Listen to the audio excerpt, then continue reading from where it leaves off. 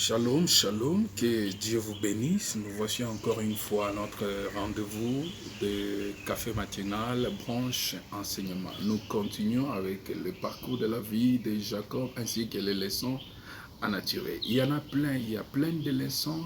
Mais moi, j'essaie seulement de tirer quelques leçons et d'autres prédicateurs sous l'inspiration du Saint-Esprit peuvent vous parler de choses, de grandes révélations et aller plus profond. Mais compte tenu des temps, et de l'internet, comme vous savez tout ce que c'est l'argent, je suis limité, alors je fais juste le samarage. Je suis en train juste de conclure et de toucher un peu beaucoup de points. Et là, nous sommes dans Genèse 29. Nous voyons Jacob a quitté Bethel et il va vers son oncle Laban. Et la Bible dit qu'il est arrivé quelque part, il y avait un puits. Les bergers avaient placé leurs troupeaux. Ils attendaient le soir quand tout le monde viendra. Comme ça, ils vont enlever la pierre pour abréger leurs troupeaux. Et quand Jacob est arrivé là-bas, après les avoir salués, il a demandé concernant son oncle. Et voilà, on lui dit sa fille Rachel qui s'approche.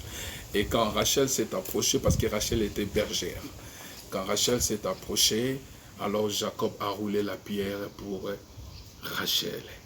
Jacob a roulé la pierre pour Rachel.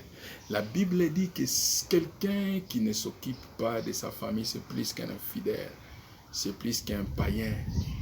Jacob, comme c'était sa sœur Rachel, même si ce n'était pas l'étang, l'air, mais il a roulé la pierre pour sa chair, sa sœur. Vous savez, je sais que nous, les Africains, spécialement les Congolais, nous sommes bons dans l'enterrement. Nous sommes bons dans l'enterrement. C'est quand quelqu'un est mort qu'on fait sortir son argent.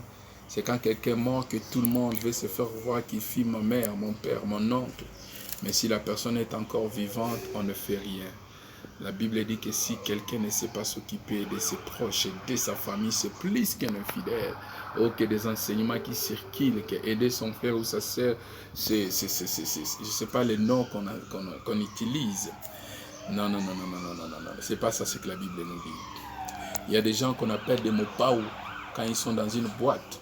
Ils dépensent l'argent à la maison, il ne sait pas prendre soin de ses enfants et de sa femme. Il y a des frères qui donnent des dons à l'église, mais ces frères et sœurs de la même famille manquent. Vous voyez? Il y a des mamans qui essuient les chaussures de leur pasteur, mais ils ne savent pas respecter leur mari. Vous voyez? Jacob, quand il a vu que c'était sa sœur Rachel, il a roulé la pierre. Il est temps que nous puissions savoir que nous devons faire du bien à nos membres de famille. Parce que ce n'est pas une erreur que Dieu t'a donné ce frère-là. Ce n'est pas une erreur que Dieu t'a donné sa sœur-là. Ce n'est pas une erreur que Dieu t'a donné tes parents-là. Dieu sait pourquoi. Dieu sait pourquoi. Ton papa, ta mère, Dieu sait pourquoi est-ce qu'il t'a donné ces parents-là. N'attends pas quand il va mourir, tu vas commencer à regretter. Aussi longtemps qu'il est en vie, fais quelque chose. Aide tes frères, aide tes sœurs. Sois Joseph de ta famille. Quelqu'un qui délivre sa famille, que ce soit spirituellement, matériellement, financièrement. Tiens-toi pour ta famille. Jacob, quand il a vu Rachel, il a roulé la pierre. Ils sont allés chez Laban. Arrivé chez Laban, Jacob s'est présenté. Et Laban était très heureux. Laban a dit, j'aimerais que tu puisses travailler pour moi. Mais ça ne sera pas sans salaire, je vais te payer. Vous voyez? Tu es mon parenté, tu es ma famille. Mais je ne mérite pas que tu travailles pour moi sans salaire.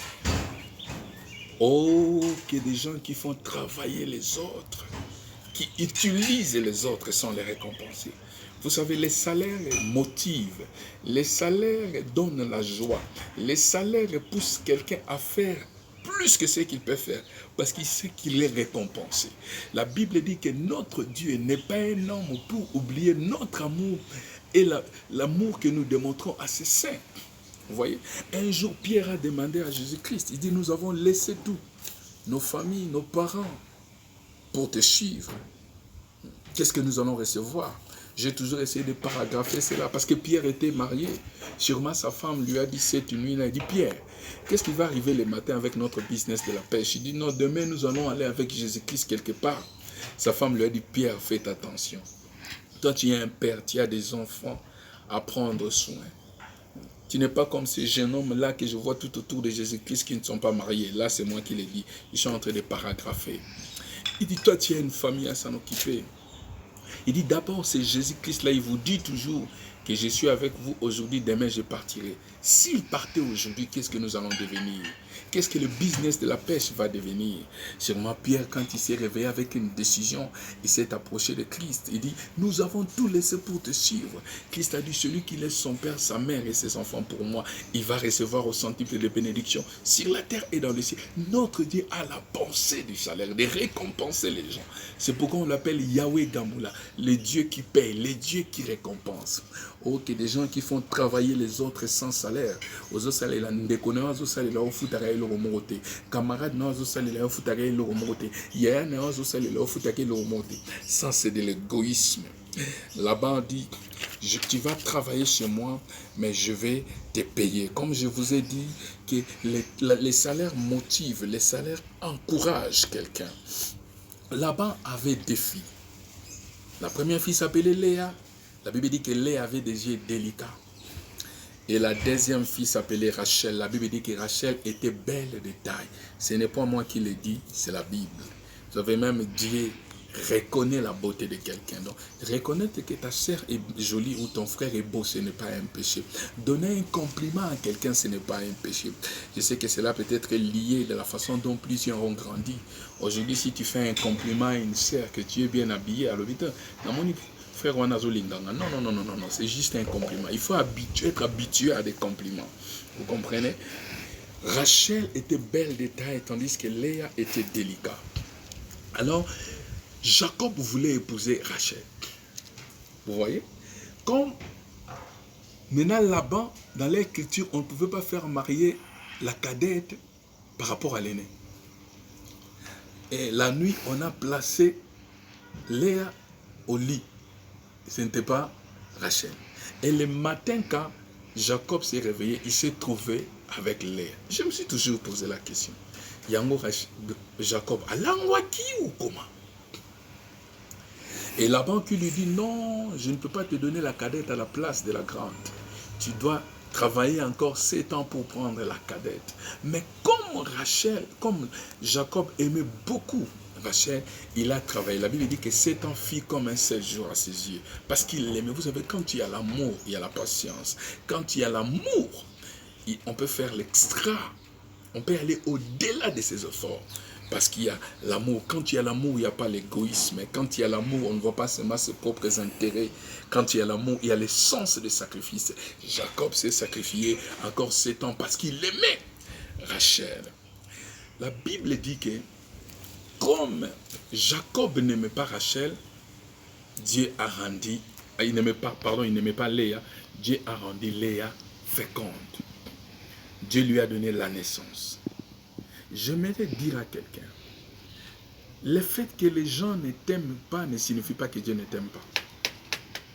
Dieu s'est dit, c'est vrai, Jacob n'aime pas Léa, mais moi j'aime Léa. J'ai un plan merveilleux pour la vie de Léa. J'aimerais encourager quelqu'un, même si ton mari ne t'aime pas, même si ta femme ne t'aime pas, même si tes parents ne t'aiment pas, même si dans ton église les gens ne t'aiment pas, même si dans ta compagnie les gens ne t'aiment pas, il y a un Dieu dans le ciel qui t'aime. Il y a un Dieu dans le ciel qui a donné sa vie pour toi. Parce que les gens ne t'aiment pas parce que tu n'as pas l'argent. Peut-être les gens ne t'aiment pas parce que tu bois beaucoup. Peut-être les gens ne t'aiment pas parce que tu vis dans le désordre. Mais il y a quelqu'un qui t'aime. Son nom, c'est Jésus-Christ. Dieu avait un plan avec Léa. Malgré la haine et les rejets de Jacob, Dieu avait un plan pour Léa. J'aimerais dire à quelqu'un que Dieu a un plan pour vous. Il a dit à Jérémie, depuis que tu étais dans le ventre de ta mère, je t'avais consacré, je t'avais choisi et je t'avais établi comme prophète des nations. Dieu avait un plan pour Jérémie, même dans le ventre de sa maman. Vous comprenez? Dieu a ouvert les troncs. Dieu a donné naissance à Léa. Léa, au travers des noms des enfants de Léa, nous pouvons découvrir quel genre de vie que Léa avait avec son mari Jacob. Au travers des noms qu'elle a donnés à ses enfants, nous pouvons découvrir quel était le style de vie de Léa. Léa a eu le premier garçon qu'il a donné le nom de Ruben. Ruben qui veut dire attention, donne-moi l'attention. J'aime ça en anglais, de c'est behold, pay attention, prête-moi ton attention, donne-moi l'attention. Cela veut simplement dire que dans les mariages, dans la relation entre Léa et Jacob, Jacob ne donnait pas attention à Léa. Oh, même si Léa entrait dans sa chambre, dans sa salle de bain, faisait les make-up, les beautés, il mettait de rouge à lèvres, de bleu à lèvres, de noir à lèvres, même si elle s'habillait bien quand elle sortait, pour Jacob sans désirer, Jacob ne donnait pas attention à Léa. Même quand Léa était malade, elle souffrait, Jacob ne donnait pas l'attention à Léa. Mais Léa se dit, cette fois-ci je lui ai donné un garçon, sûrement il va me donner son attention. Je vais dire à quelqu'un, si vous vous sentez rejeté, si vous vous sentez abandonné, si vous vous sentez que les gens ne vous donnent pas l'attention, il y a quelqu'un qui vous donne l'attention. Son nom est Jésus-Christ. Il a quitté les ciels. Il a accepté de mourir. Il a accepté d'être pendu à la croix à cause de toi. Léa pouvait fournir des efforts, mais les efforts fournis ne disaient rien à Jacob. Léa pouvait bien préparer, mais sa nourriture ne disait rien à Jacob. Vous savez, les femmes, des fois, aiment casser que son mari soit jaloux. Si vous sortez, vous allez, vous rentrez la nuit, le mari ne vous dira rien. Vous allez vous demander, mais qu'est-ce qui se passe? Léa n'avait pas l'attention de son mari. Et comme Léa ne trouvait pas l'attention, il a donné naissance. Il s'est dit, cette fois-ci, Jacob va me donner son attention. Les yeux de Jacob seront tirés vers moi, tournés vers moi. Mais cela n'était pas le cas. Léa a donné naissance à un deuxième fils, qu'il a donné le nom de Siméon. Siméon, cela veut dire écoute. Et au travers de ce nom, nous découvrons que Jacob n'écoutait pas Léa. Il n'y avait pas de communication dans le mariage entre Jacob et Léa. Peu importe les avis de Léa, cela ne comptait pas dans les yeux de Jacob. Les avis de Léa ne représentaient rien dans les yeux de Jacob. Léa n'avait pas le temps de communiquer avec son mari. Pour Jacob, passer du temps avec Rachel, c'était ce qui était précieux. Mais parler avec son mari, il n'y avait pas de temps d'écoute. Mais comme cela ne marchait pas, Léa a encore donné naissance à un fils qu'il a donné le nom de Lévi. Lévi qui veut dire vivre en harmonie ou encore attachement. Au travers de ceci, nous découvrons que Jacob et Léa ne vivaient pas en harmonie. Jacob n'était pas attaché à Léa. Léa était devenue un instrument où il faudrait seulement donner les enfants. Mais il n'y avait pas un attachement, il n'y en avait pas une harmonie entre Jacob et Léa. Alors, cela ne marchait pas. Et enfin, Dieu a encore donné un fils à Léa qu'il a donné le nom de Juda. Juda, ce qui signifie louange.